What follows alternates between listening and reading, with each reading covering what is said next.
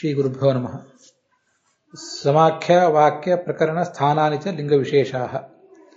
ಈ ಅನುಮಾನದ ಪ್ರಭೇದಗಳನ್ನು ನಾವು ನೋಡ್ತಾ ಇದ್ದೇವೆ.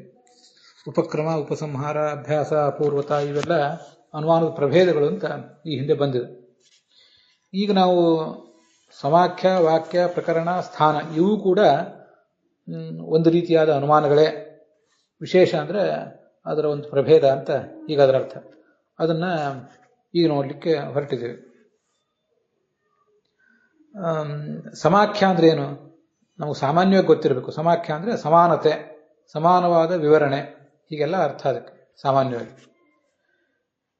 ಈ ಒಂದು ಕಡೆ ಎಲ್ಲಿಯಾದರೂ ಬಂದಂತೆ ಇನ್ನೊಂದು ಕಡೆಯೂ ಹಾಗೇ ಇದ್ದರೆ ಅದನ್ನು ಸಮಾಖ್ಯ ಅಂತ ಹೀಗೆ ಹೇಳ್ತಾರೆ. ಈ ಛಾಂದೋಗ್ಯ ಉಪನಿಷತ್ತಿನಲ್ಲಿ ಪ್ರಾಯ ವೈಶ್ವಾನರ ವಿದ್ಯಾ ಪ್ರಕರಣ ಅಂತ ಒಂದು ಪ್ರಕರಣ ಇದೆ. ಅಲ್ಲಿ ಮೂರ್ಧೈವ ಸುತೇಜಾಹ ಚಕ್ಷು ವಿಶ್ವರೂಪ ಅಂತ ಹೀಗೆ ಒಂದು ಕಡೆ ಕೇಳಿ ಬರ್ತದೆ. ಇಲ್ಲಿ ಇದಕ್ಕೆ ಸಮಾನವಾಗಿ, ಇದಕ್ಕೆ ಹೇಗೆ ಅರ್ಥ ಮಾಡಬೇಕು ಅಂತ ನಮಗೊಂದು ಸಂಶಯ ಬಂದಾಗ ಇದಕ್ಕೆ ಸಮಾನವಾಗಿ ಇದೇ ಅರ್ಥ ಇರುವಂಥ ವಾಕ್ಯ ಶ್ರೀಷ್ಣೋ ದೇವ್ ಸಮವರ್ತತ ಅಂತ ಪುರುಷ ಸೂಕ್ತದಲ್ಲಿ ಕಂಡು ಬರ್ತದೆ. ಪುರುಷ ಸೂಕ್ತದ ಆ ವಾಕ್ಯ ಅನ್ನೋದು ವಿಷ್ಣುವನ್ನು ಹೇಳ್ತದೆ ಅಂತ ಅನ್ನೋದು ನಿಶ್ಚಿತ ಆಗಿದೆ. ಆದ್ದರಿಂದ ಪುರುಷ ಸೂಕ್ತದ ಈ ವಾಕ್ಯ ವಿಷ್ಣುವನ್ನು ಕುರಿತಾದ್ದರಿಂದ ವೈಶ್ವಾನರ ಪ್ರಕರಣದಲ್ಲಿ ಅಂದರೆ ಛಾಂದೋಗ್ಯ ಉಪನಿಷತ್ತಿನಲ್ಲಿ ಬರುವಂಥ ವಾಕ್ಯವು ಕೂಡ ಅದು ವಿಷ್ಣುವನ್ನೇ ವರ್ಣನೆ ಮಾಡ್ತದೆ. ಸುತೇಜಾಹ ಅಂದರೆ ಒಳ್ಳೆ ತೇಜಸ್ಸುಳ್ಳಂಥ ಜ್ಞಾನವುಳ್ಳವನು, ವಿಶ್ವರೂಪ ಅವನು ವಿಶ್ವರೂಪನಾಗಿದ್ದಾನೆ, ಹೀಗೆಲ್ಲ ಅದಕ್ಕೆ ಅರ್ಥ ಬರ್ತದೆ. ಈ ಪುರುಷ ಸೂಕ್ತದಲ್ಲಿ ಶ್ರೀಷ್ಣೋಹೋ ದೇವ್ಹು ಸಮವರ್ತದ ಅಂದರೆ ಭಗವಂತನ ತಲೆಯಲ್ಲಿ ದ್ಯುಲೋಕ ಅಂತ ಅನ್ನೋದು ಆಶ್ರಿತವಾಗಿದೆ ಅಂತ ಅದಕ್ಕೆ ಅರ್ಥ. ಅದೇ ಥರ ಇಲ್ಲಿಯೂ ಕೂಡ ಅರ್ಥ ಮಾಡಬೇಕು. ವೈಶ್ವಾನರ ಪ್ರಕರಣದಲ್ಲಿ, ಛಾಂದೋಗ್ಯ ಉಪನಿಷತ್ತಿನ ವೈಶ್ವಾನರ ಪ್ರಕರಣದಲ್ಲಿ ಬಂದಂತಲ್ಲಿಯೂ ಕೂಡ ಅಲ್ಲಿ ವಿಷ್ಣುವನ್ನೇ ಪ್ರತಿಪಾದನೆ ಮಾಡಬೇಕು. ಆದ್ದರಿಂದ ಅಲ್ಲಿ ಬಂದಿರುವಂಥ ವೈಶ್ವಾನರ ಅಂದರೆ ಯಾರದು ಅಂದರೆ ವಿಷ್ಣುವೇ ಅಂತ ಹೀಗೆ ಅರ್ಥ ಮಾಡಬೇಕು. ವೈಶ್ವಾನರನೇ ವಿಷ್ಣು.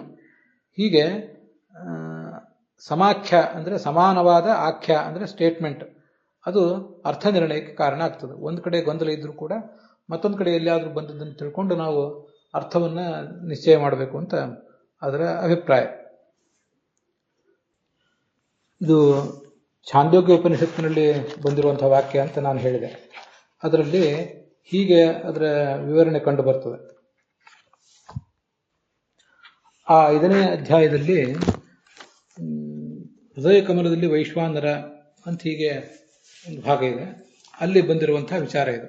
ತಸ್ಯ ಹವಾ ಏತಸ್ಯ ಆತ್ಮನೋ ವೈಶ್ವಾನರಸ್ಯ ಮೂರ್ಧೈವ ಸುತೇಜಾಹ ಚಕ್ಷುರ್ವಿಶ್ವರೂಪ ಪ್ರಾಣಃ ಪೃಥಗ್ವರ್ತ್ಮ ಸಂದೋಹೋ ಬಹುಲಃ ಅಂತ ಹೀಗೆಲ್ಲ ಬಂದಿದೆ.